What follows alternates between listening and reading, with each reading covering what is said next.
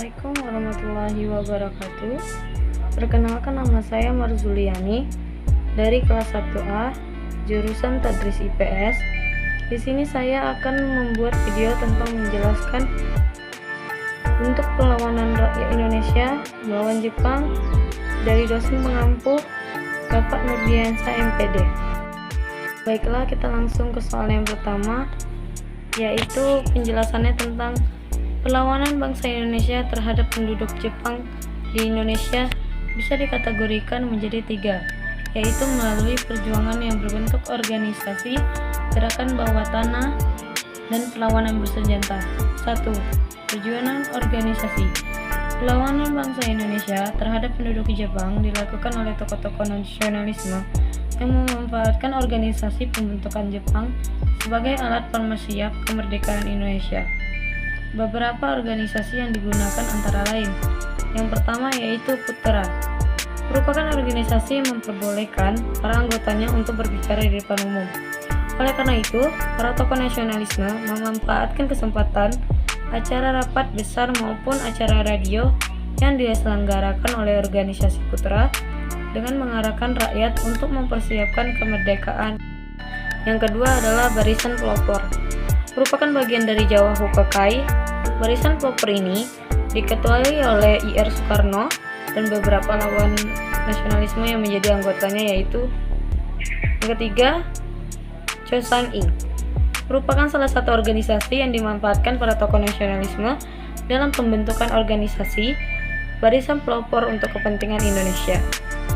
Yang kedua, selain melakukan gerakan organisasi, rakyat Indonesia melawan kependudukan Jepang di Indonesia dengan cara gerakan bawah tanah, dengan cara diam-diam dan rahasia, di mana gerakan ini dipraktikkan dalam organisasi bentukan Jepang tanpa sepengetahuan pihak Jepang.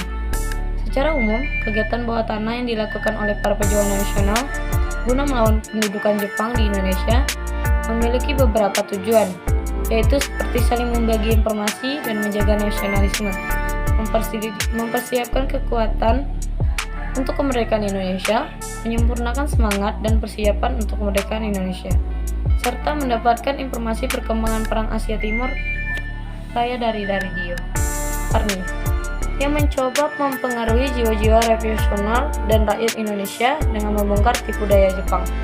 Yang B, kelompok Ahmad Subarjo membentuk Asrama Indonesia Merdeka yang berisikan para pemuda Indonesia dan mencoba membakar semangat jiwa kemerdekaan para pemuda untuk melakukan perlawanan terhadap kependudukan Jepang.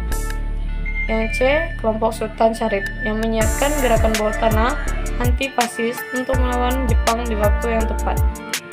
Perlawanan bersenjata di Aceh. Aceh merupakan salah satu wilayah yang dikuasai Jepang. Aceh diperlakukan sewenang-wenang dan mengalami penderitaan yang cukup lama akibat rakyat Aceh yang dikerahkan untuk Romusa.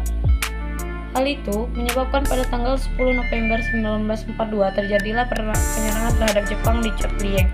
Penyerangan tersebut dilakukan oleh Tengku Abdul Jalil yang merupakan seorang guru ngaji di Chot Lieng. Sebanyak 2 kali Jepang berusaha menaklukkan kota Chot Lieng, dua-duanya pun berhasil digagalkan oleh rakyat Aceh dan serangannya. Dan kemudian pada serangan ketiga, Jepang berhasil merebut Chot Lieng dan Tengku Abdul Jalil terus gugur di tempat saat sedang beribadah. Yang kedua adalah perlawanan di Singaparna, yaitu di Tasikmalaya. Rakyat Singaparna dipaksa untuk mengikuti upacara Seikere. Upacara Seikere merupakan upacara penghormatan kepada Kaisar Jepang dengan cara membungkuk ke arah matahari terbit. Dengan cara inilah masyarakat Singaparna merasa sangat dipermalukan dan dilecehkan. Mereka juga merasa menderita karena diperlakukan secara sewenang-wenang dan kasar oleh Jepang. Akibatnya, pada bulan Februari 1944, rakyat Singaparna melakukan perlawanan terhadap Jepang. Pasukan perlawanan dipimpin oleh Kiai Zainal Mustafa. Akan tetapi, Jepang berhasil menangkap Kiai Zainal Mustafa pada tanggal 25 Februari 1945. Dan pada tanggal 25 Oktober 1945,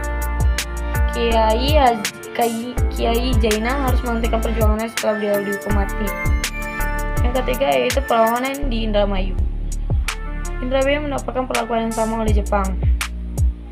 Indramayu dipaksa menjadi Romusa, jika jadi di bawah tekanan dan diperlakukan secara wenang-wenang.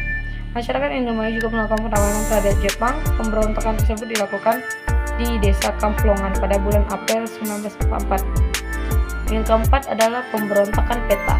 Pada Februari 1945 terjadilah pemberontakan tentara PETA di Blitar di bawah pimpinan Supriyadi.